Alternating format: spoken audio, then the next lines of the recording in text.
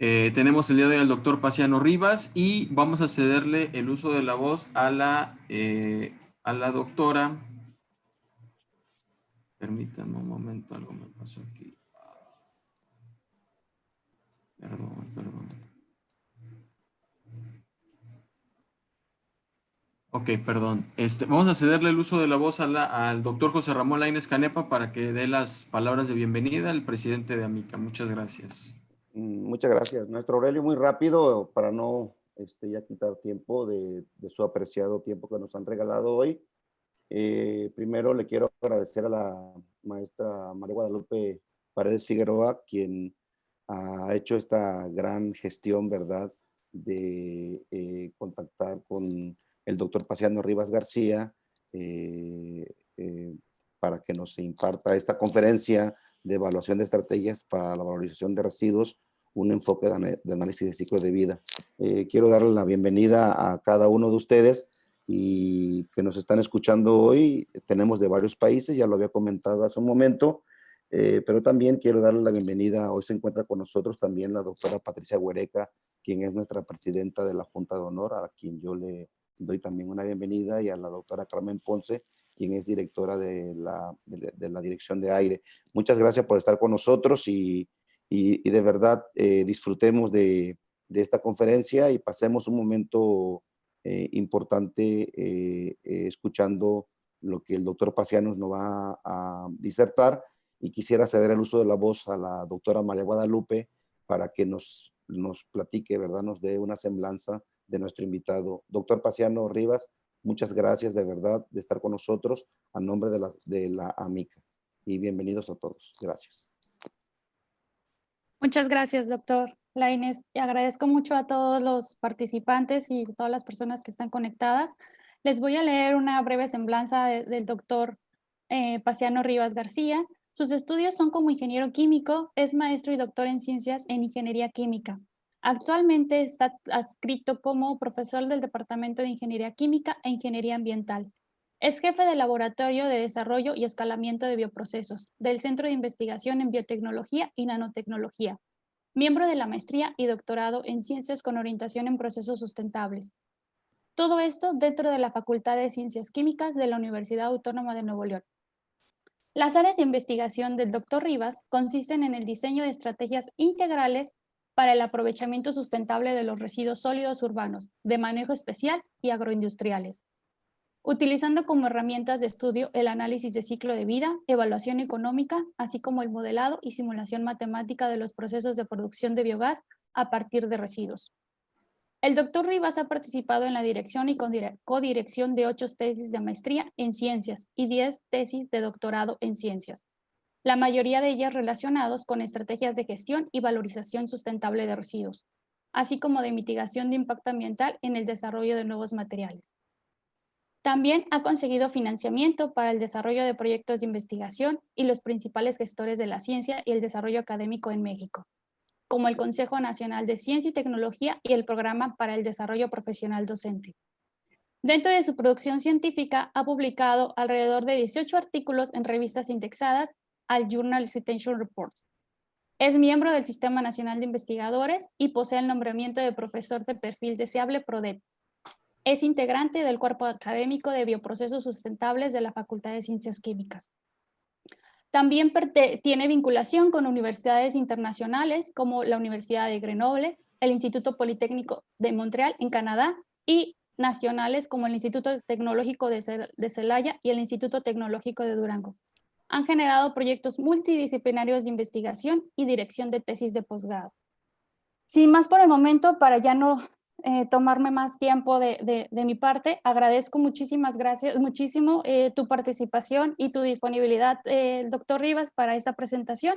Y sin más por el momento, te cedo la palabra para el inicio de tu videoconferencia. Muchas gracias. Muchas gracias, doctora. Y también muchas gracias a la asociación por haberme invitado.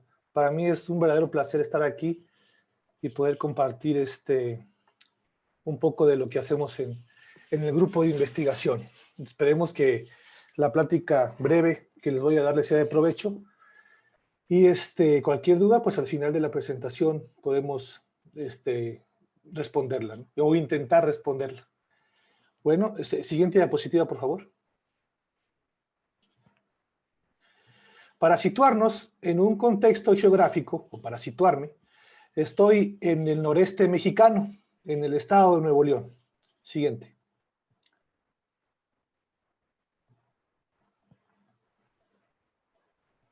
Particularmente en el área metropolitana de Monterrey, la cual es la tercera ciudad más grande de México, con más de 4.6 millones de habitantes. Siguiente diapositiva, por favor. Dentro de esta ciudad se encuentra una universidad, la Universidad Autónoma de Nuevo León. Siguiente, que también es una universidad muy grande. Es la tercera universidad más grande de México. Tiene alrededor de 87 años desde su fundación, más de 210,000 alumnos, 7,000 profesores, 26 facultades y 28 preparatorias y 42 centros e institutos de investigación. Siguiente, por favor. Además, es la casa del equipo de los Tigres, un equipo muy popular en el noreste mexicano y de los que tienen más campeonatos en México también. Este equipo de fútbol. Dentro de la Facultad de Ciencias Químicas de la universidad se encuentra la Facultad de Ciencias Químicas, a la cual estoy adscrito. Y los proyectos de investigación que desarrollamos se encuentran en el CIBIN, que es el Centro de Investigación en Biotecnología y Nanotecnología. Siguiente, por favor. En el CIBIN desarrollamos proyectos en un ambiente multidisciplinario. A ver, dame un segundo, como que perdí aquí ya. En el que coexisten áreas como la ingeniería, la nanotecnología y la biotecnología, con el fin de desarrollar proyectos que sirvan para potencializar la innovación tecnológica en esta parte del noreste mexicano. Siguiente, por favor. Y bueno, el contenido de la presentación consta de 4 partes. La primera es un contexto de la problemática o una introducción de los residuos sólidos en México, muy breve, y 4 casos de estudio: la gestión de los residuos sólidos urbanos, de un residuo agroindustrial y de los residuos de manejo especial. Adelante, por favor. Bueno, para empezar, en esta diapositiva vemos una tabla, la cual indica el potencial bioenergético de México evaluado ya hace algunos añitos. En la tabla, el potencial bioenergético se divide básicamente en 3 sectores: los combustibles leñosos, los combustibles de la agricultura y los de los residuos sólidos municipales. Lo que quiero resaltar en esta figura, siguiente por favor, es que existen entre un 24 y un 41% del potencial bioenergético de México proveniente de los residuos de los cultivos agroindustriales, de la ganadería bovina y de los sólidos municipales. Siguiente. Viendo esta problemática en un contexto, en el marco del Inventario Nacional de Gas de Efecto Invernadero, que lo vemos ejemplificado en este diagrama de Sankey en esta diapositiva, observamos cómo, del lado izquierdo de la presentación, tenemos los principales sectores e emisores de gas de efecto invernadero en México, y del lado derecho, las principales cargas ambientales en función de gas de efecto invernadero que estos sectores tienen.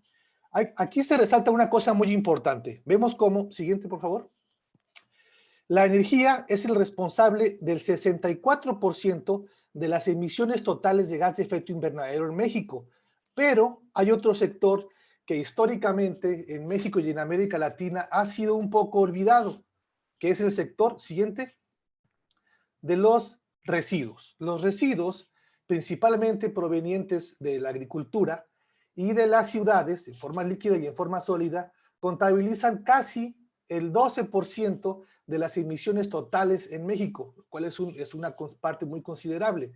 Siguiente.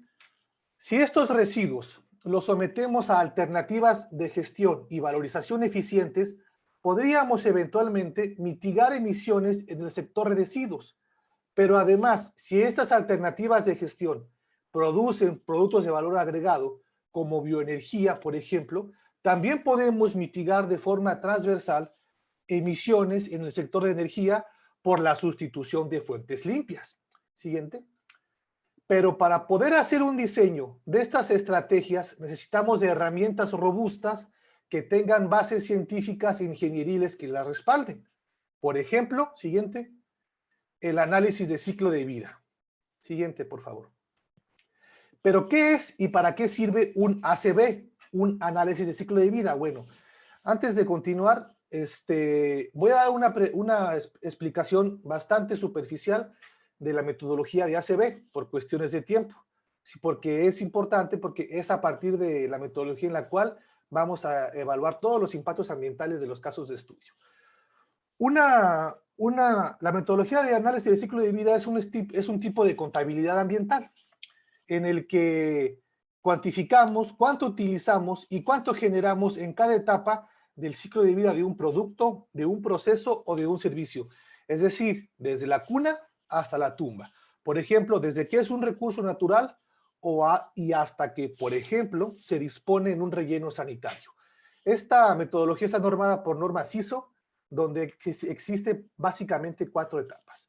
Definición de objetivos y alcance, que es como la conceptualización y el encuadre del análisis.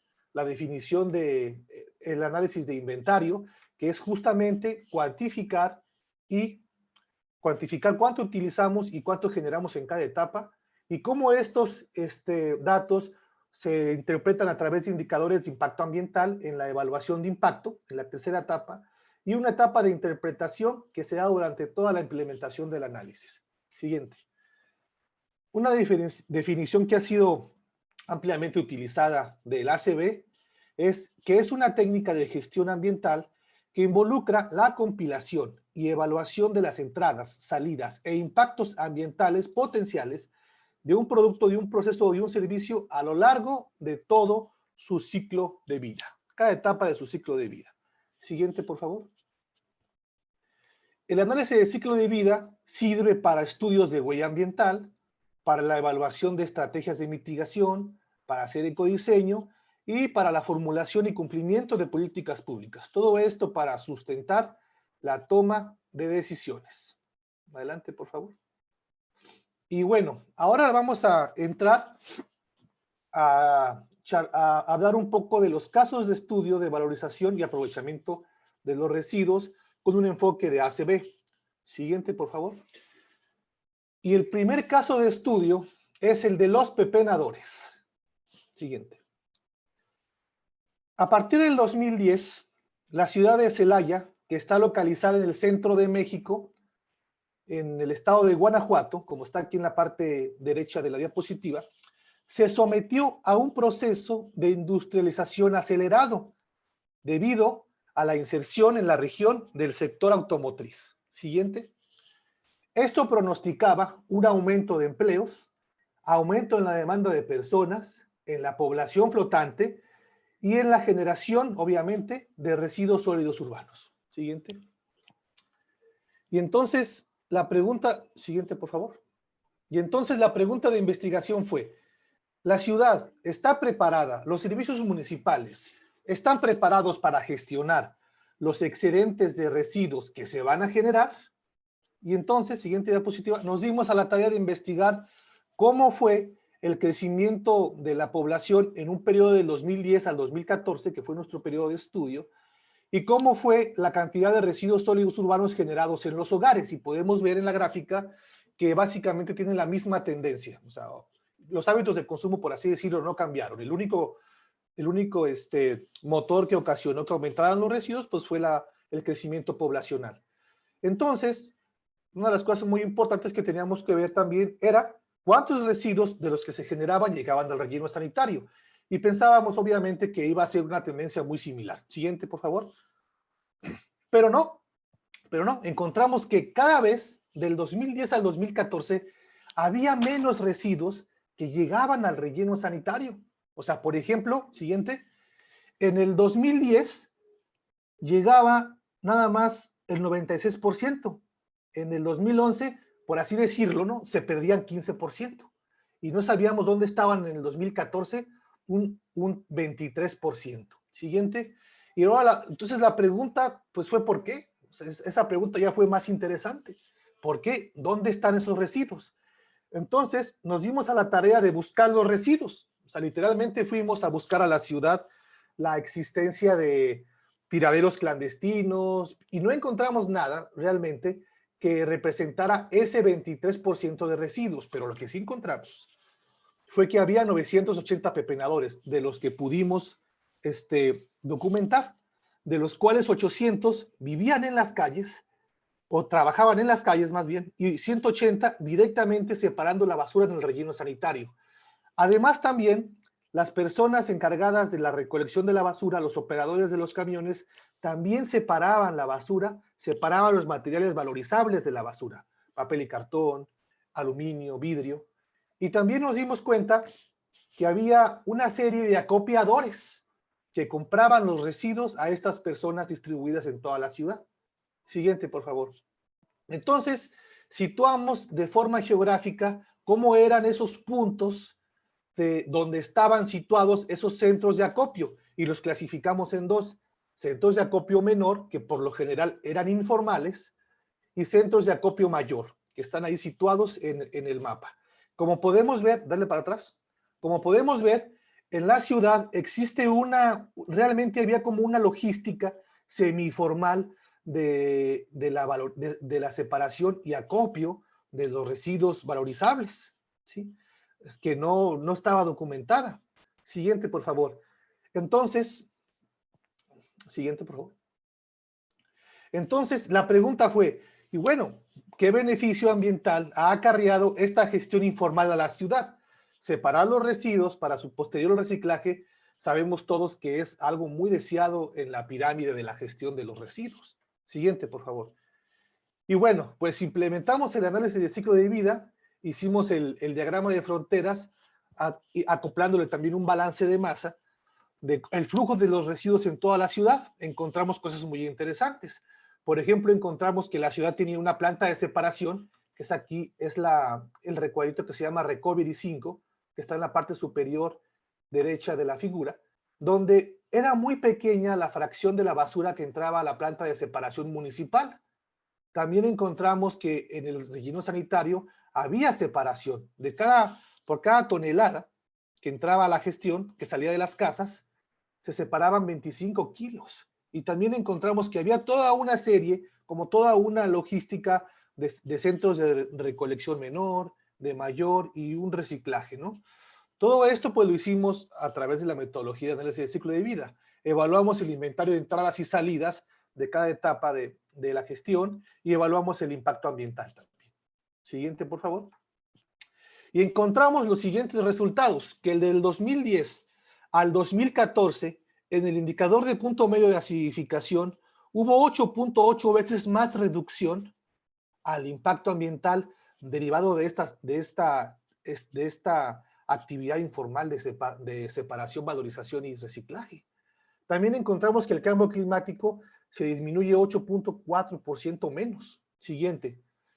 Y en indicadores de daño, encontramos que hay un 11.9% menos daño a la salud humana, 24 veces más reducción a los recursos naturales y 11.8% menos daño a los ecosistemas. O sea, como lo vemos, el gestionar de esta forma la basura realmente acarrea un beneficio ambiental a la ciudad, en particular al sistema de gestión de residuos sólidos urbanos. Siguiente, por favor. Pero también encontramos que en las afueras de la ciudad existían centros de acopio mayores, unas grandes bodegas que además de acopiar los residuos informales, ¿sí?, esos residuos del proceso de los pepenadores, también acopiaban un montón de residuos, ¿sí? Aquí se pueden ver en el mapa. Estaban incluso hasta en estados aledaños como Michoacán, ¿sí?, Estado de México. Y lo que encontramos, algo muy interesante, fue lo siguiente: que esos residuos se transportaban hacia el puerto de Lázaro Cárdenas en el estado de Michoacán, en el Pacífico mexicano, y se embarcaban a través de todo el Pacífico hasta el continente asiático, en China, y que de China se transportaban al interior. Encontramos que China es el principal acopiador de residuos valorizables del mundo. Le compra a varios países de Europa, de América y del continente asiático. Sí, esto es para suplir su demanda doméstica y también para las exportaciones. Todos sabemos que China es un exportador muy grande de productos a base de polímeros, a base de plásticos. Y esto, efectivamente, pues, siguiendo la huella ambiental de la basura, pues iba a ocasionar impactos ambientales, que están en esta gráfica. En negro tenemos el escenario del reciclaje local que se realizara en México, y en blanco que se realizara en el extranjero. Vemos cómo el primer indicador de impacto ambiental, que es el cambio climático, no se ve tan influenciado. ¿Por qué? Esto es porque el relleno sanitario es, y seguirá siendo por muchos años en México, la principal estrategia de disposición final de los residuos. Y esa estrategia es muy, muy contribuidora al cambio climático en relación con las demás etapas del ciclo de vida de gestión de la basura. Pero lo que sí se ve afectado son aquellos indicadores de punto medio donde tiene incidencia el consumo y la producción de los combustibles. Por ejemplo, la acidificación terrestre, por la emisión de los NOx y los SOx al quemar los combustibles en los motores, el agotamiento de recursos fósiles, la formación de oxidantes fotoquímicos y la formación de partículas. Siguiente, por favor. Y bueno, con esta explicación, pues hemos visto que los pepenadores realmente han traído un beneficio muy grande ambientalmente a la ciudad. Pero ¿y los pepenadores cómo se han beneficiado? O sea, ¿dónde está la parte social de esta investigación? Bueno, pues implementamos el índice absoluto de marginación de la Comisión Nacional de Población. Se lo implementamos al sector de los pepenadores. Siguiente.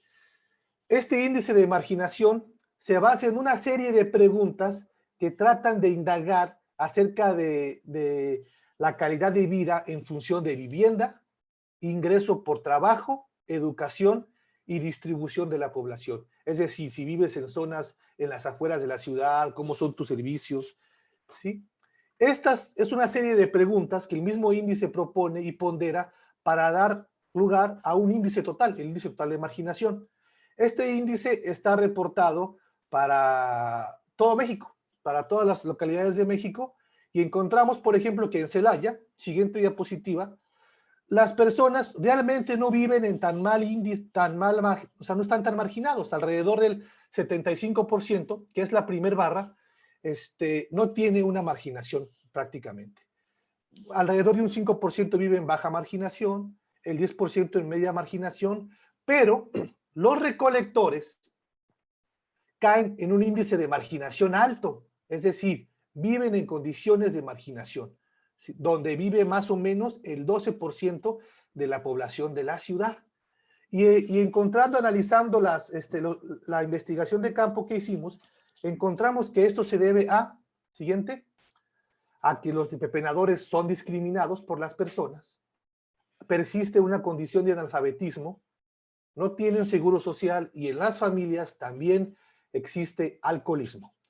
Entonces, si usted alguna vez por afuera de su casa ve a una señora o a un señor o a una familia que pase en un carrito a recoger sus residuos, a abrirle su bolsa, pues no les haga una mala cara, no sea hostil en su trato, porque estas personas es su fuente de vivir y además traen un gran beneficio a la ciudad, además de que hay que ser conscientes que tienen estos problemas, principalmente donde podemos incidir nosotros es en la discriminación.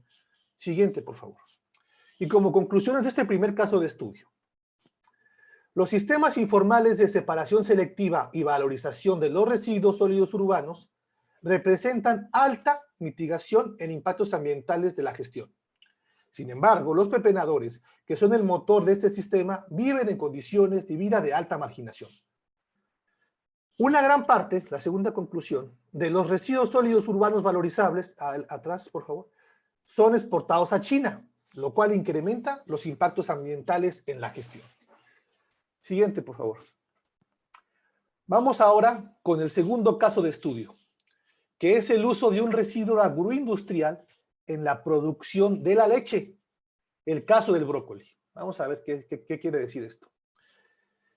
México es el 9º productor mundial de leche. En esta figura vemos en verde los principales estados productores de leche del país.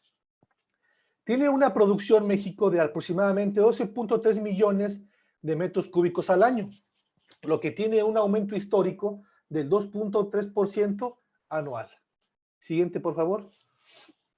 uno de los estados de los principales productores de leche es el estado de Guanajuato, en la cuenca lechera del Bajío.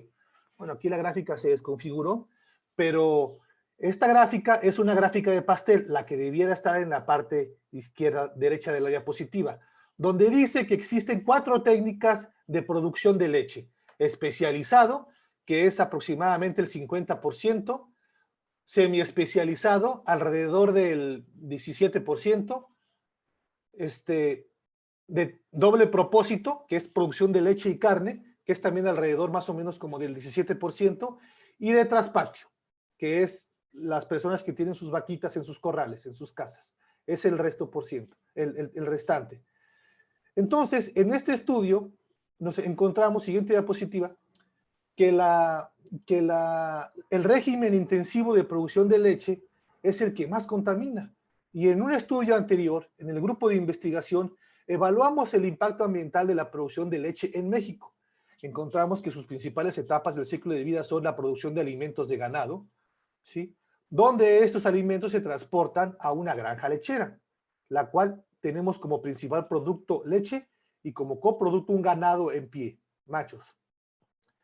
Sale un estiércol, que es un residuo, y la forma más común de gestión en México es transportarlo otra vez a los campos de cultivo para que sirva como sustituto parcial, principalmente de fertilizantes nitrogenados. Siguiente, por favor. Encontramos que evaluamos los impactos ambientales de toda esta gestión a través del ciclo de vida, que es en la figura de la parte izquierda, y encontramos algo muy importante. Siguiente. Que la producción de los alimentos ganaderos en el ciclo de vida de la producción lechera aporta casi el 69% de los impactos ambientales totales en la producción de leche, principalmente por la producción del ensilaje de maíz, la alfalfa y el alimento concentrado, ¿sí? Principalmente, atrás por favor, y esto se da principalmente por la formación de partículas, por la ocupación de tierra agrícola y obviamente por el cambio climático. Entonces, el objetivo de esta investigación, pues, es buscar alternativas, estrategias de alimentación lechera que disminuyan este porcentaje. Ahora sí, siguiente, por favor. Y bueno, vamos a hablar de forma paralela un poquito de otra situación que se da en el estado. En Guanajuato se producen también 728,000 toneladas de brócoli anuales. Guanajuato es uno de los principales productores per cápita del mundo de este cultivo. El 60% de la producción nacional se da en Guanajuato, ¿sí? Y casi todo ese brócoli que se produce en Guanajuato se exporta a Estados Unidos en forma congelada. Pero una cosa muy importante que hay que resaltar es que el 50% del brócoli que se cultiva es un residuo, es el tallo del brócoli. Entonces, en Guanajuato coexisten 2 fenómenos interesantes. Una gran producción de un residuo agroindustrial y una gran producción de leche. Los ganaderos en Guanajuato han estado utilizando en los últimos años este tallo de brócoli como una estrategia de alimentación. Se formulan junto con los alimentos convencionales para dárselo de comer al ganado lechero. O sea, ya es una realidad que existe en esta región, el utilizar este residuo agroindustrial para alimentación ganadera. Siguiente. Y entonces la pregunta de investigación es, ¿cuál es el beneficio ambiental de usar este residuo en la dieta de las vacas? Y bueno, eso es lo que vamos a responder con los siguientes resultados. Siguiente, por favor. Entonces, lo que hicimos fue evaluar el impacto ambiental de la producción de leche en el Bajío, considerando un módulo agrícola de producción de alimentos ganaderos, su transporte a una planta de procesamiento de alimentos, donde se transportan para ser formulados una formulación de dietas FDD dentro de una granja donde se va a insertar el tallo de brócoli. Entonces, para poder hacer la formulación de las dietas desde el punto de vista nutrimental, pero también ambiental, pues tenemos que, siguiente, evaluar el impacto ambiental de ese tallo de brócoli, ya que no es un residuo en la región, es un coproducto, es cierto, es un coproducto de muy bajo valor agregado, pero no es un residuo. Entonces lo que hicimos fue evaluar el impacto ambiental a través del ACB de la producción de brócoli en la región. Igual consideramos un módulo agrícola donde se produce el brócoli y se transportaba a una planta de procesamiento, donde salía principalmente brócoli para consumo humano y el tallo de brócoli. Lo hicimos esto a partir de estrategias de asignación económica. Siguiente, por favor. Entonces, más o menos de una forma un poco más, dele para atrás, un poco más específica. ¿Cómo hicimos esto? Bueno, pues evaluamos el impacto ambiental de los alimentos convencionales más utilizados en la dieta del ganado lechero de Guanajuato, que son el heno de alfalfa, ensilaje de maíz, maíz rolado y grano de sorgo. Una vez que tuvimos este impacto ambiental en la producción de cada tonelada de estos alimentos, propusimos un modelo de optimización, el cual utilizara estos residuos, perdón, estos cultivos, y sujeto a una restricción nutrimental veterinaria, formulara una dieta que se llama dieta convencional optimizada para la producción de leche y subproductos. La estrategia novedosa que estamos proponiendo o que propusimos en esta investigación fue la siguiente. Siguiente, por favor. Evaluamos el impacto ambiental del sistema de producción de brócoli, donde, como lo mencioné ahorita, tenemos brócoli para consumo humano y tallo de brócoli. Bueno, ese tallo de brócoli, siguiente, se mezcló a través de un modelo de optimización con los alimentos convencionales, que es heno de alfalfa, ensilaje de maíz y maíz rolado. Entonces, la nueva dieta tenía estos alimentos más tallo de brócoli. Lo interesante de esta estrategia de optimización es que, además de estar siempre sujetos a un requerimiento nutrimental del ganado lechero en la granja, el brócoli va a sustituir el tallo de brócoli va a sustituir aquellos alimentos que tengan más impacto ambiental en su producción, pero siempre sujetos a una restricción nutrimental. ¿Y cómo fue esto? Vamos a ver, siguiente diapositiva. No voy a explicar a detalle las ecuaciones del modelo de optimización, pero voy a explicar la filosofía del modelo, ¿no? Esta es la función objetivo, que es minimizar el impacto ambiental de la dieta de cada categoría de ganado lechero A. ¿Por qué? Porque en una granja lechera no solamente hay vacas lecheras, también hay terneras, vacas secas y machos. Entonces, minimizar el impacto ambiental de la dieta de cada categoría de ganado A cuando el tallo de brócoli se incorpora y sustituye a los alimentos J con mayor impacto ambiental. Siguiente. Y todo esto sujeto a las restricciones nutrimentales de cada población ganadera en una granja lechera. Es decir, cuidar en ciertos rangos la energía metabolizable, la ingesta de proteína cruda, fibra cruda, calcio y fósforo, ingesta de materia seca, ingesta de alimento húmedo y proporción forraje concentrado. ¿Sí? Es como tener una evaluación de una formulación de una dieta que minimice el impacto ambiental, pero ojo, que no le debes de comer al ganado lechero lo que tú quieras, ¿no? Sino lo que debe ser. Siguiente, por favor. Entonces, aquí tenemos los resultados de la evaluación del impacto ambiental. En la parte izquierda de la diapositiva vemos una gráfica que indica el impacto ambiental de la producción de los alimentos convencionales, heno de alfalfa, ensilaje de maíz y maíz rolado y grano de sorgo.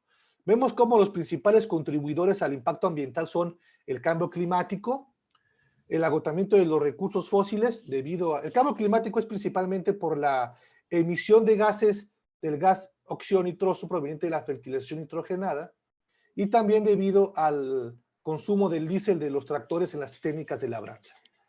El agotamiento de recursos fósiles se debe obviamente a la producción de los combustibles que usan los tractores y también a la producción de los fertilizantes. Y el resto es una consecuencia de, ¿no? Y la ocupación de suelo agrícola, obviamente. Pero lo que se resalta en esta gráfica es que vean, el tallo de brócoli tiene una muy baja contribución ambiental, ¿sí? Y del lado derecho de la gráfica tenemos la misma información, pero en indicadores de daño a la salud humana, a los ecosistemas y a la disponibilidad de recursos naturales. Siguiente, por favor. Entonces, en esta gráfica vemos los resultados. Vamos a ver en la parte izquierda de la pantalla que tenemos una nomenclatura. DCO que es dieta convencional optimizada, y DOTB, que es dieta optimizada con tallo de brócoli. En la parte derecha de la diapositiva tenemos una figura, que es la dieta en porcentaje de alimento. Vemos cómo la dieta convencional optimizada son principalmente, está el maíz rolado, el heno de alfalfa y el ensilaje de maíz, que es el de abajo.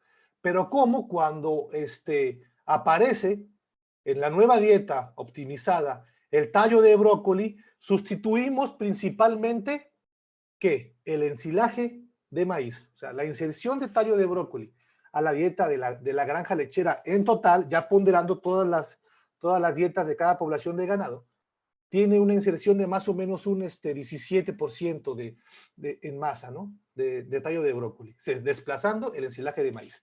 Bueno, ¿y esto qué impacto ambiental tiene en toda la cadena de suministro, en toda la producción lechera? Siguiente, por favor. Bueno, miren, en esta gráfica, en la parte izquierda, tenemos el indicador de cambio climático en cada etapa del ciclo de vida considerado, producción agrícola, operaciones de la granja y transporte, de los dos escenarios, dieta convencional y dieta optimizada. Vemos cómo en la primera serie de barras, que es la producción agrícola, tenemos una principal contribución por la producción del heno de alfalfa y del maíz rolado, pero vemos una reducción del ensilaje de maíz. Recordemos que esa reducción es por la inserción en la dieta del tallo de brócoli, el cual no se alcanza tanto a ver, pero al final de la barra segunda tenemos una rayita azul. Esa rayita es el tallo de brócoli. Tenemos también que las operaciones de la granja son muy importantes, principalmente por la fermentación entérica, que son los eruptos y los gases intestinales que tienen alto contenido de metano en los rumiantes, en las vacas lecheras, y por la gestión del estiércol. Aquí también observamos una muy ligera disminución cuando insertamos el tallo de brócoli en la alimentación ganadera. Y esto se debe principalmente porque baja la barrita azul, porque las vacas al comer tallo de brócoli tienen menos emisiones por fermentación entérica. Y vemos cómo los transportes no son tan representativos. Entonces, si usted quiere enfocar sus esfuerzos de mitigación de impacto ambiental, diríjase a la producción agrícola y a la crianza del ganado. No es tan importante dirigir sus esfuerzos de mitigación al sector transporte, según este estudio y según estas condiciones. Dele para atrás, por favor. Entonces, esos estudios representan que por cada litro de leche que me tomo en el bajío, que es alimentado, según esta estrategia, con tallo de brócoli, se reduce 96 gramos de CO2 equivalente al impacto ambiental, un 5.03%. Pero esto siguiente, ¿esto qué significa? ¿Esto qué puede representar? Bueno, vamos a poner esto en un contexto mayor. Siguiente. México, rumbo a la COP21, se comprometió en la mitigación de sus emisiones de gas de efecto invernadero de la forma como está en la parte derecha de la pantalla. En esta gráfica tenemos los principales sectores emisores de gas de efecto invernadero, transporte, industria y residuos, ¿no? Y cómo del 2013 al 2030, si no se hace nada, si se sigue con las estrategias de gestión del 2013, por ejemplo, en el sector agricultura y ganadería, vamos de 80 millones de toneladas de CO2 equivalente en México hasta 93 millones al 2030. Pero si implementamos estrategias que seguramente el gobierno formuló, se llega a 86, es decir, 7 millones de toneladas menos. Bueno, ¿y cómo este estudio puede contribuir al sector agricultura y ganadería? Vamos a ver. Siguiente. Según el estudio que realizamos, el 63%, o sea, según la producción de brócoli total y según la producción lechera total de la cuenca lechera del Bajío, el 63% del ganado lechero puede ser alimentado con dietas que involucren tallo de brócoli. Esto representaría un decremento de alrededor de 55,000 toneladas de CO2 equivalente al año, contribuyendo al 2030 en un 8% en el cumplimiento de la meta del sector agricultura y ganadería. Entonces, fíjense cómo una actividad tan particular como es utilizar solamente un residuo agroindustrial en un sector productivo que es la leche, en una región particular de México, que es la cuenca lechera del Bajío, siendo analizada de forma poco profunda, con análisis de ciclo de vida, puede contribuir a metas gubernamentales importantes de México en materia de mitigación de gases de efecto invernadero. Siguiente. Y último, caso de estudio.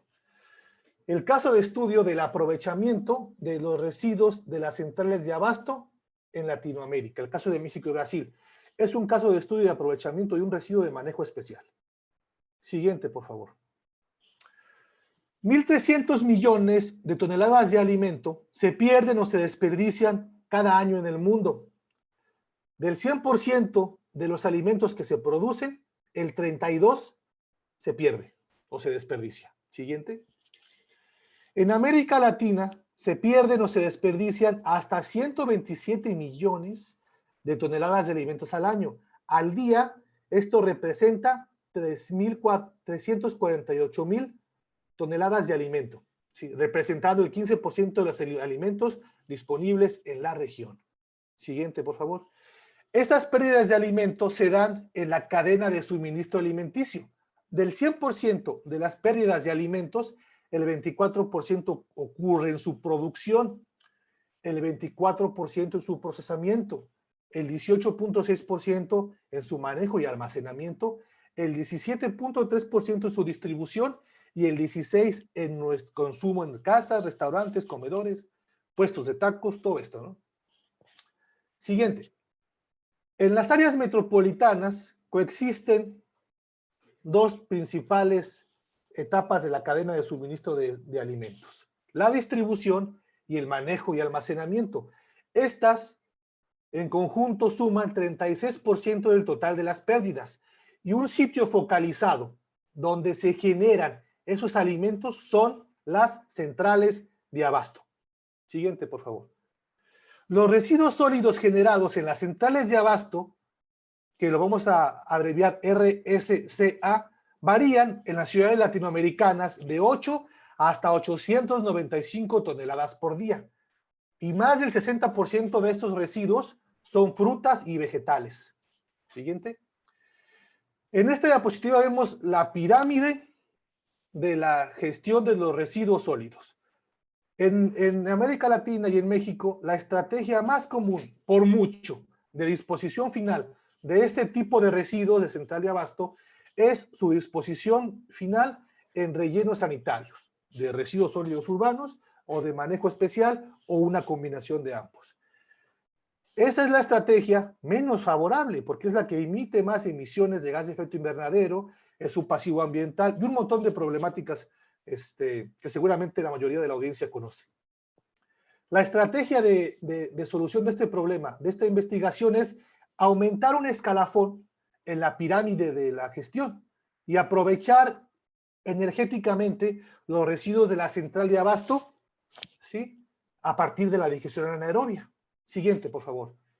Entonces, el objetivo de este caso de estudio es evaluar el potencial de aprovechamiento de los residuos sólidos de las centrales de abasto en áreas metropolitanas de Latinoamérica, considerando indicadores ambientales, pero también económicos. Siguiente. Y bueno, como era muy complicado en esta investigación tomar todas las ciudades de Latinoamérica, consideramos únicamente dos países, Brasil y México. Particularmente la Ciudad de México. ¿Por qué? Pues porque es una ciudad muy poblada, tiene más de 20 millones de habitantes, y la ciudad de Sao Paulo, que es la ciudad más poblada del Cono Sur, con más de 24 millones de habitantes. Además de ser las más grandes de América Latina, tienen una particularidad muy interesante. Siguiente. Las fuentes primarias para su generación eléctrica son muy diferentes. En México, más del 80% de la electricidad consumida proviene a partir de carbón, petróleo y gas natural. Mientras que en Brasil, esto cambia por completo, dando mayor participación a los biocombustibles, a la energía nuclear, bueno, a la energía hidroeléctrica y a la eólica. Esto es de particular importancia en los resultados que vamos a presentar. Siguiente. Bueno, la estrategia de evaluación fue la siguiente, no voy a entrar mucho en detalle. Caracterizamos las centrales de abasto, el tamaño, la cantidad de residuos generada, dónde estaban, cómo era la composición categórica de esos residuos, ¿sí? Y también obviamente su composición bromatológica. Establecimos las mejores condiciones de digestión anaerobia. Esta fue una etapa muy importante. ¿Por qué? Porque el reactor anaerobio es la parte medular de una planta de aprovechamiento de biogás a partir de los residuos de una central de abasto. Para esto utilizamos modelos matemáticos como el Anaerobic Digestion Model 1, utilizamos estrategias de optimización y de experimentación. Todo esto dentro del grupo de investigación. Hicimos un diseño de la planta a partir de herramientas de diseño de planta y escalamiento.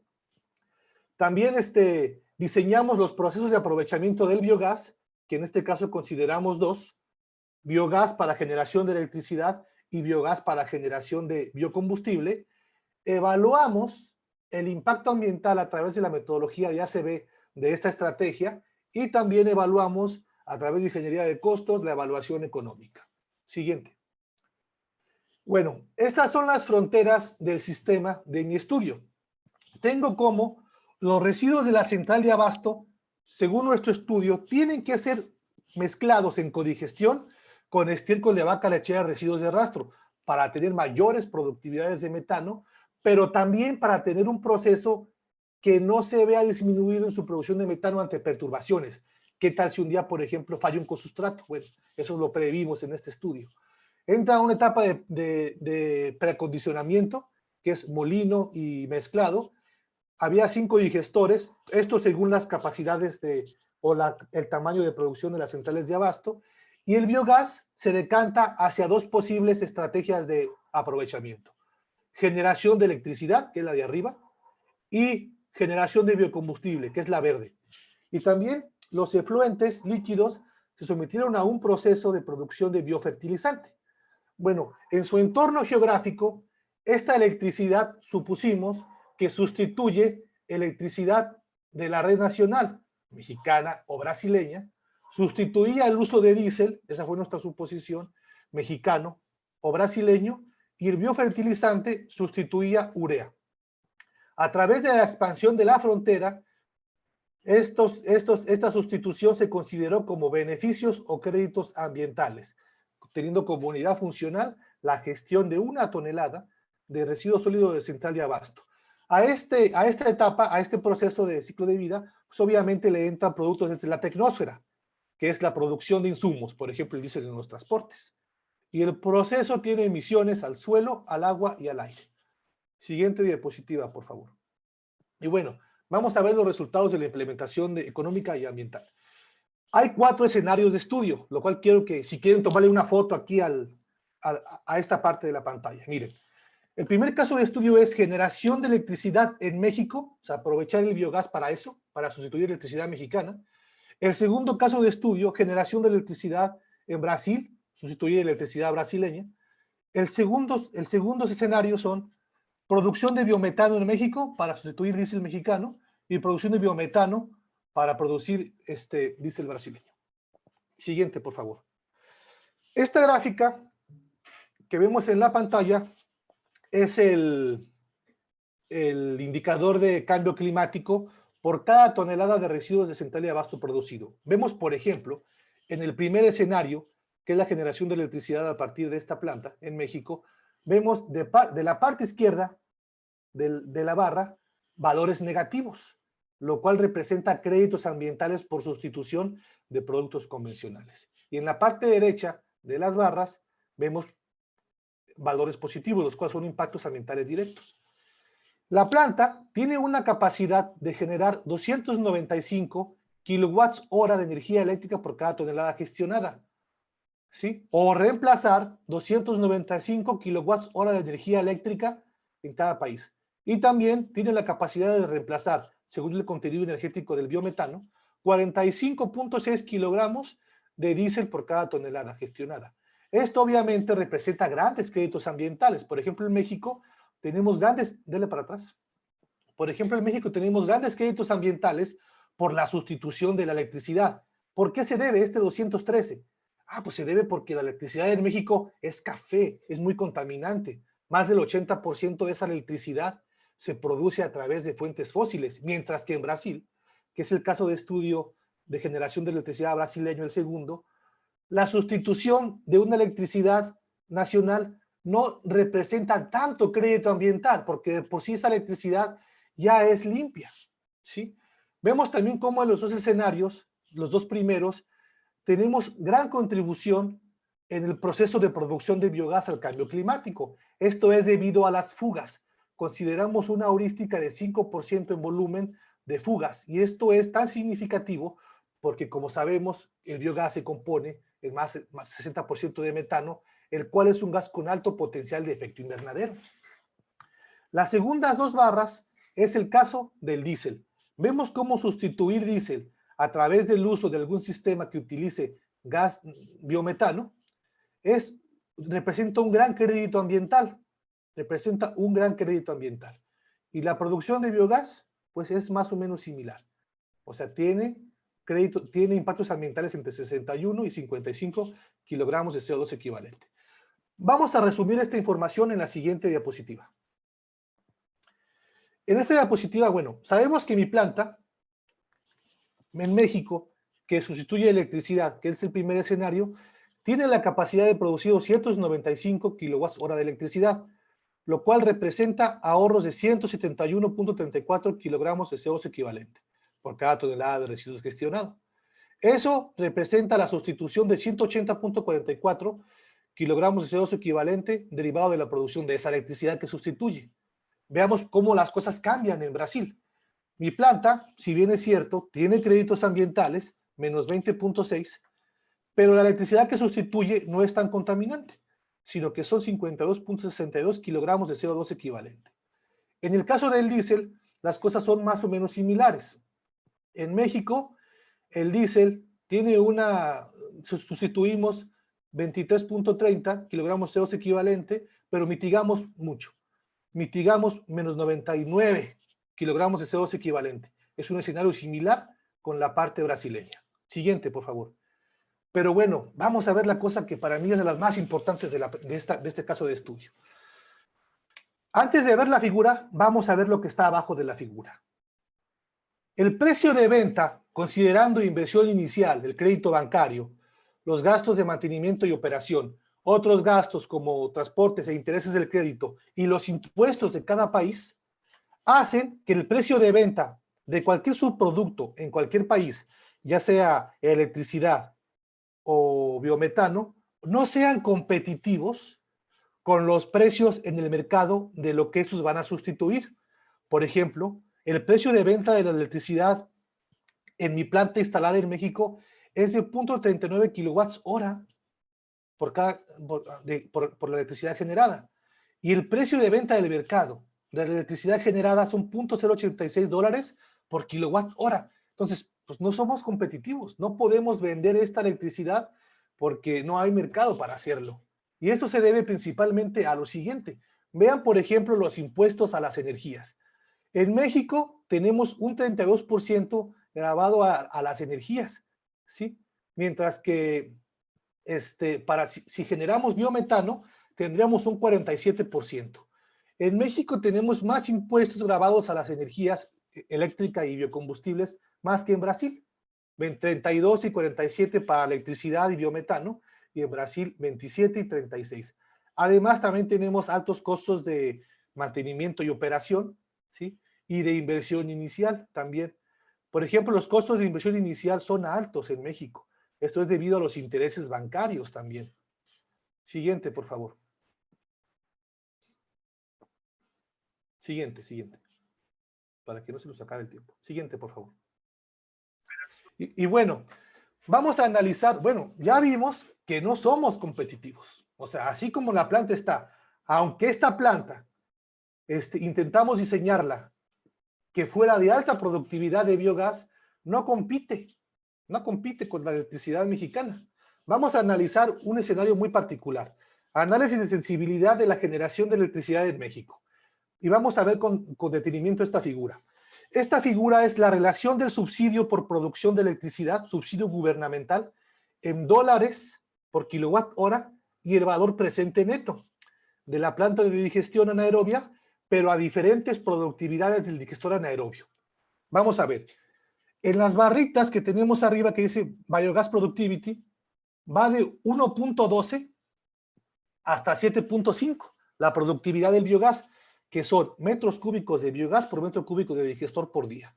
Si no hay subsidio, aunque que es la parte de la gráfica en las abscisas, en el valor de 0, si no hay subsidio, aunque yo tenga productividades súper altas de 7.5, jamás tendré un valor presente neto de 0. Jamás me acercaré a la rentabilidad del proceso. Pero si yo aumento los subsidios, por ejemplo, analizando el caso de una productividad de 5, que no es tan descabellado suponerlo, es la línea amarilla. Para alcanzar productividad, debe tener un reactor con una alta productividad, ¿sí? Y además que se subsidie más o menos un $0.22 por cada kilowatt hora de energía producida. Estas productividades se alcanzan en Europa y hasta más, porque en Europa los residuos son mezclados con cultivos energéticos, mientras que en México eso no es posible por la situación socioeconómica de México, ¿sí? Y además también suponer un $0.22 por cada kilowatt hora de subsidio tampoco es tan descabellado. Siguiente diapositiva. Siguiente, por favor. Porque, por ejemplo, en Alemania hay subsidios hasta de $0.2 por kilowatt hora. Vemos en Italia cómo hay subsidios hasta de $236 por kilowatt hora. Sin embargo, en México no tenemos ningún subsidio gubernamental para proliferar estas energéticas. Y ahora con la situación gubernamental, que estamos apostando más a la producción de energías a partir de combustibles fósiles, por las nuevas refinerías que se van a hacer, la apuesta del gobierno hacia ese sector, es un poco más complicado. Es cierto, para que esto compita, debemos de tener procesos de alta productividad de biogás, pero debemos también tener apoyo gubernamental para poder competir en América Latina contra la contraparte de las energías fósiles, que a su vez también tienen alto subsidio. Eso también las hace difíciles de competir. Siguiente, por favor. Y como conclusiones de este caso de estudio, y último, todos los escenarios de aprovechamiento de biogás a partir de residuos sólidos de central de abasto generan grandes créditos ambientales, no hay duda. El perfil ambiental y económico de las bioenergías, a partir del aprovechamiento, en este caso, de los residuos de la central de abasto, dependen del mercado energético y fiscal de cada país, ¿sí? Pero, además, es necesario buscar alternativas científicas y tecnológicas para incrementar los rendimientos de metano en la digestión anaerobia de los residuos de la central de abasto, en conjunto con apoyos gubernamentales, como subsidios y menos impuestos, para eventualmente competir con las energías convencionales. Siguiente, por favor. Y ya como conclusiones generales de toda la presentación. Vamos a ver, siguiente. México tiene malas estrategias de gestión de residuos sólidos, pero el reciclaje es una efectiva estrategia de mitigación de impacto ambiental. En México, una gran parte de la basura valorizable, o al menos en el Bajío guanajuatense, que se genera, se exporta a China. Los pepenadores, a pesar de aportar gran beneficio a las ciudades, viven en condiciones de alta marginación. El uso de residuos agroindustriales, como el tallo de brócoli, son una estrategia prometedora para una alimentación más sustentable, leche más limpia, así como también para ayudar al cumplimiento de metas de reducción de gas de efecto invernadero. Y, por último, se necesita más investigación científica, subsidios y menos impuestos para que las bioenergías puedan competir con las energías convencionales. Siguiente. Y muchas gracias por su atención.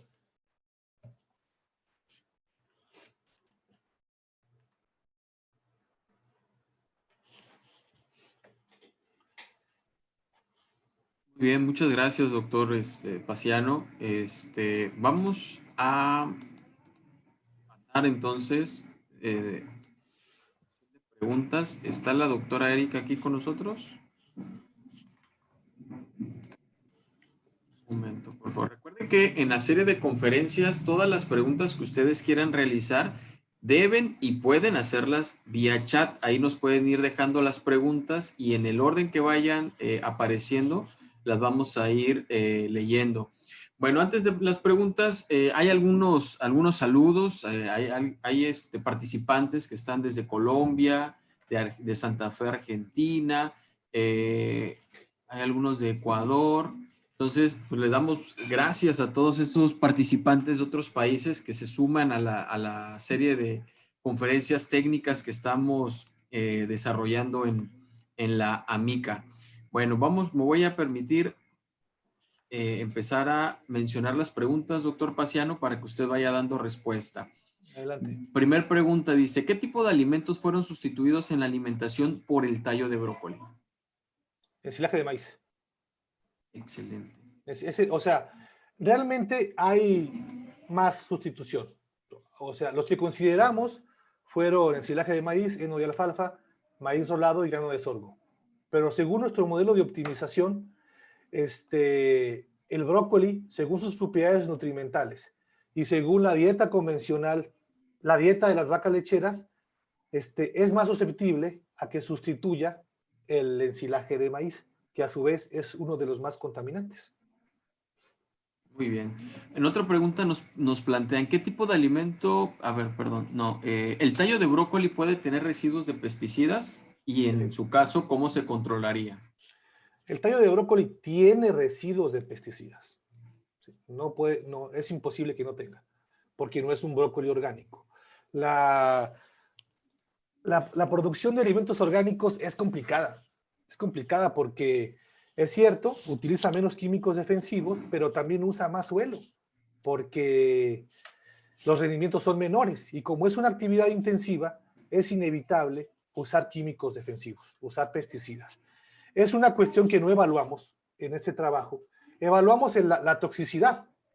Evaluamos la toxicidad humana a través de que cuantificamos todos los pesticidas que se utilizan en el campo agrícola.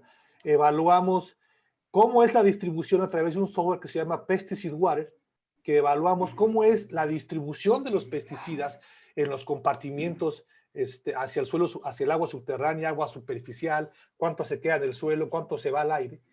Para eso nos ayudó un estudiante de doctorado, Samuel Quintero, y también nos apoyamos con la Universidad de Unicamp en Sao Paulo.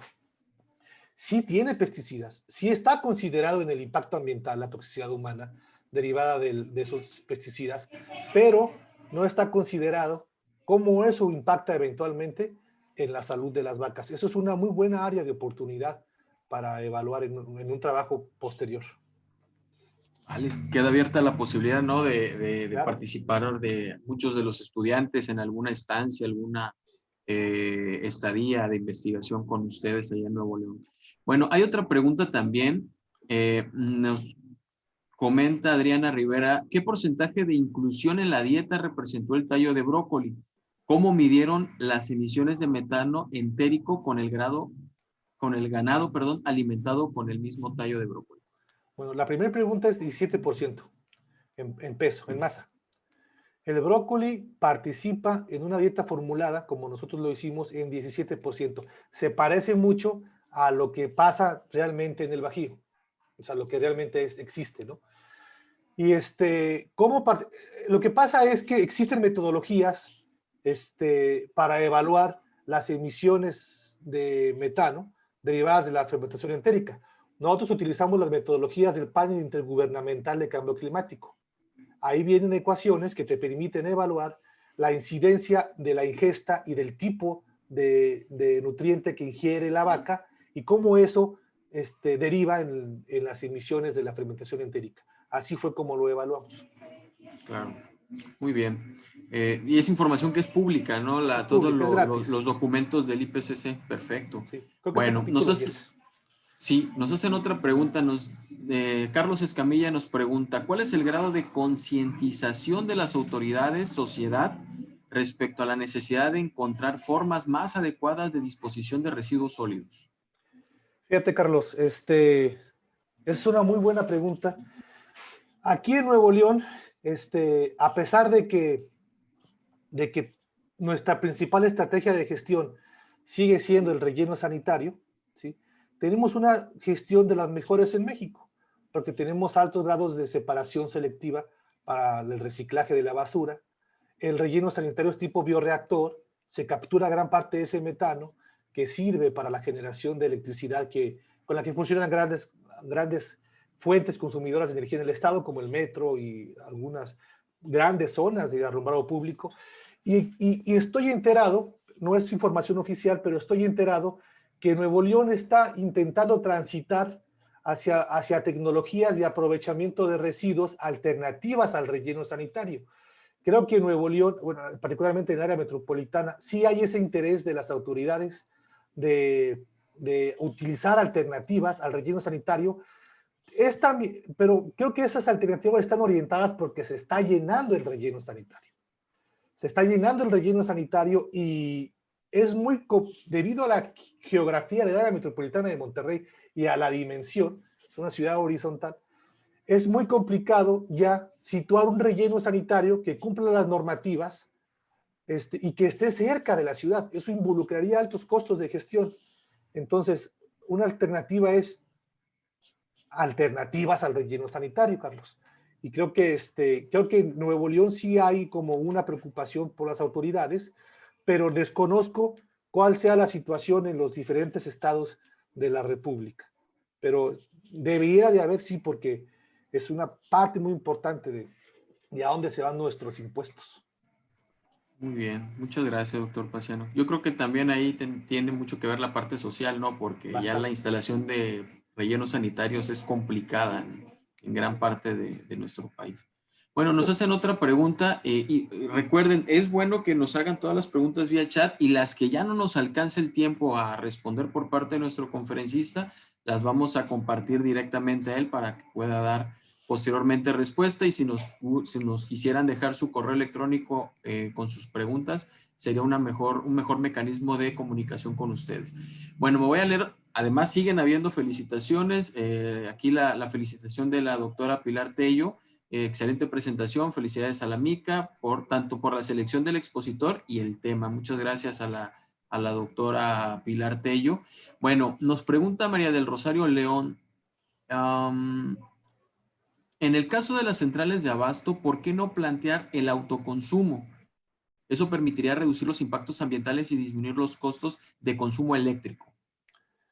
Sí, ok, es correcto.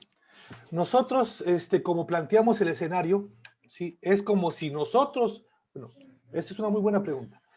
Nosotros como evaluamos el aprovechamiento de los residuos, es como si llegara un inversionista a querer colocar una planta de generación de electricidad o biometano a partir de los residuos, cobrando a la central de abasto por su gestión de los residuos. ¿Sí? La otra alternativa, que también puede ser muy interesante de evaluar, es qué pasaría si la misma central de abasto, si el mismo generador pone su planta ahí o pone su planta. ¿Sí? Ellos estarían ahorrando el costo por gestión y produciendo valor agregado. Es otra forma de verlo y ahí sería fomentar más el autoconsumo y el excedente exportarlo a la red de generación eléctrica. Nosotros no lo hicimos así. Nosotros lo hicimos como si fuéramos unos inversionistas, que fuéramos a implementar un proceso productivo a partir de residuos, que es como la tendencia a lo que se espera que estas cosas vayan en un futuro. Pero sin duda, eso es otra alternativa. Y eso se hace mucho, por ejemplo, en asociaciones de ganaderos que colocan sus digestores y sus generadores eléctricos para autoconsumo, por ejemplo, en las ordeñadoras, en su granja lechera. Muy bien. Bueno, me voy a permitir leer la última pregunta. Hay más, se las vamos a hacer llegar, doctor Paciano. La última pregunta nos dice, ¿existe algún indicador dentro del análisis de ciclo de vida para los subproductos?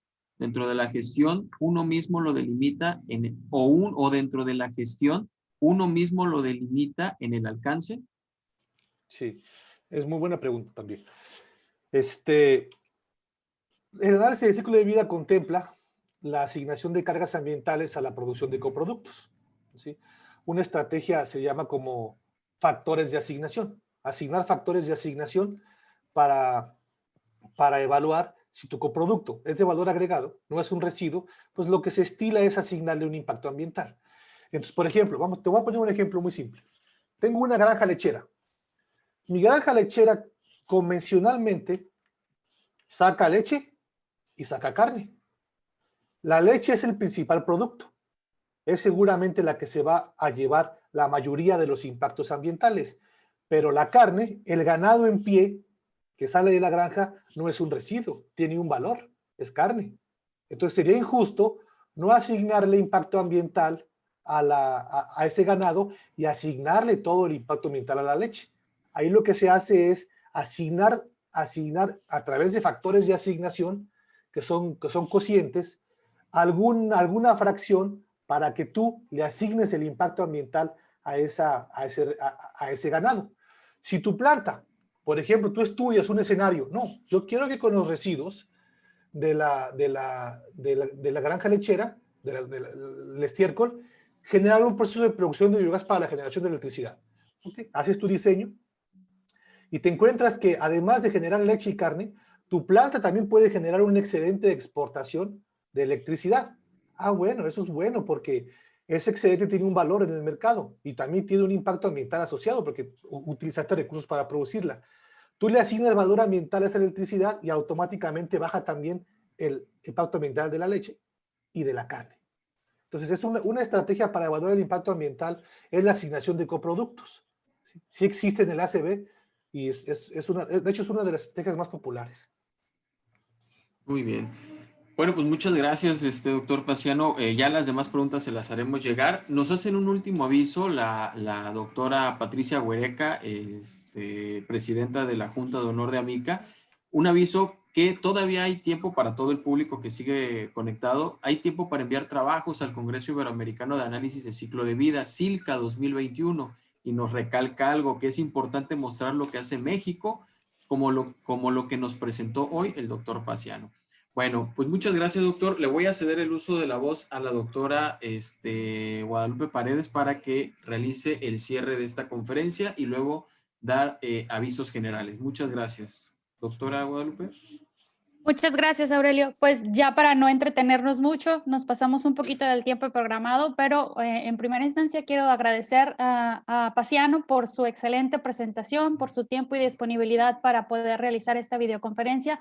Agradezco infinitamente también todos los comentarios que realizaron a través del chat y pues también las preguntas que, si bien por el tiempo ya no fue posible realizar todas, pues les haremos llegar una respuesta por parte del doctor Paciano. O sea, también se las haremos llegar.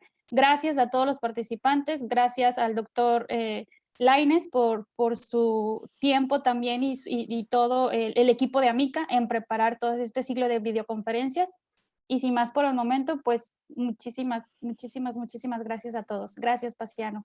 Y creo que, bueno, gracias a ti, Lupita. No, al contrario. Te cedo rápidamente la palabra a Aurelio para los avisos generales y pues creo que su constancia de participación al doctor Rivas. Muchas gracias. Gracias, Guadalupe.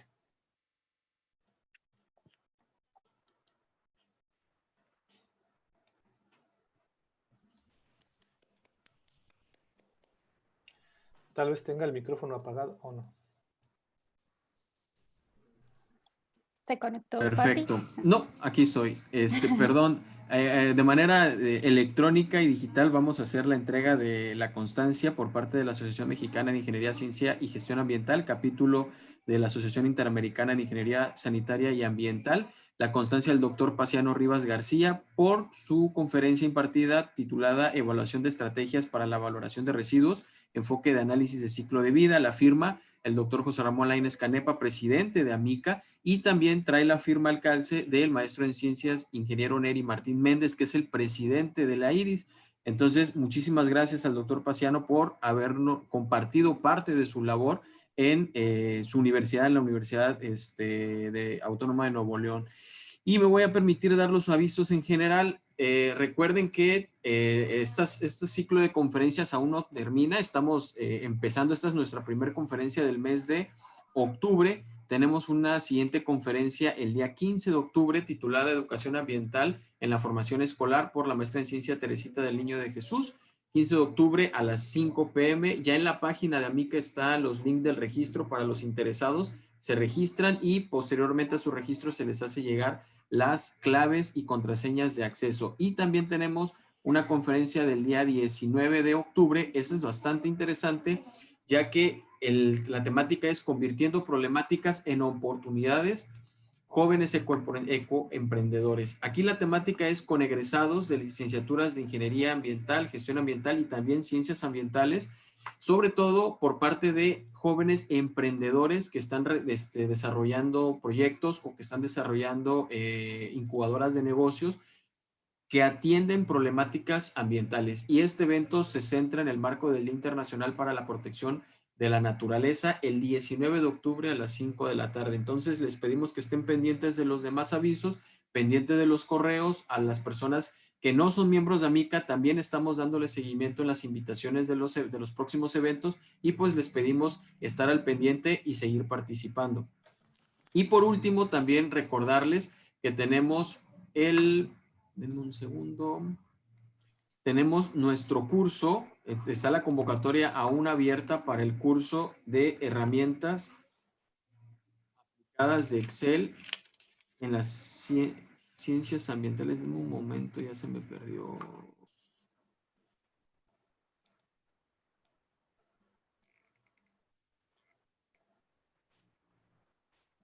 Morge aquí me aplicó. Bien. Recuerden, esta es la convocatoria que tenemos abierta ahorita es el curso Taller Teórico Práctico Herramientas Numéricas de Excel aplicadas a las ciencias ambientales, siendo nuestro instructor el doctor José Roberto Hernández Barajas. Este curso se va a llevar a cabo del 26 al 29 de octubre y del 3 al 6 de noviembre, con costos preferenciales tanto para estudiantes y miembros profesionales de Amica, y también es abierto al público general. Les pedimos que estén al pendientes, ya pueden realizar aquí su registro, esta es en la página de la Amica, y les recuerdo que las fechas de cierre de la convocatoria es el 16 de octubre, o sea que nos queda menos de 15 días para poder cerrar el cupo. Es un cupo limitado para 50 personas, ya tenemos inscripciones en este momento. Entonces, los interesados, para que no se les acabe el tiempo y sobre todo los espacios, pues realicen su registro, el cubrir su cuota de recuperación y apartar su lugar. Entonces, por mi parte sería todo. Muchísimas gracias a todos los participantes que están hasta ahorita. Nos pasamos del tiempo, pero creo que valió muchísimo la pena. Muchísimas gracias, doctora Patricia, por estar aquí presente. Doctor Paciano, muchas gracias. Y bueno, en general, síganlos en nuestra página www.amica.com.mx y también las transmisiones en el Facebook es Amica Oficial, es la dirección del Facebook donde también estamos dando promoción y las conferencias están siendo transmitidas por Facebook Live. Entonces, pues muchas gracias, muy buen día a todos y pues que tengan un excelente fin de semana. Muchísimas gracias y hasta luego. Hasta luego. Luego, Muchas doctor gracias, Paciano. Adiós, Adiós, doctora Guadalupe. hasta luego, Muchas doctor gracias, Lainez. doctora Leonor. Nos seguimos Gracias. viendo. Gracias a todos. Gracias, Un Paz. placer. Gracias a ustedes por la Gracias, invitación. Mucho doctor gusto Paciano. saludarlos. Gracias. Hasta luego.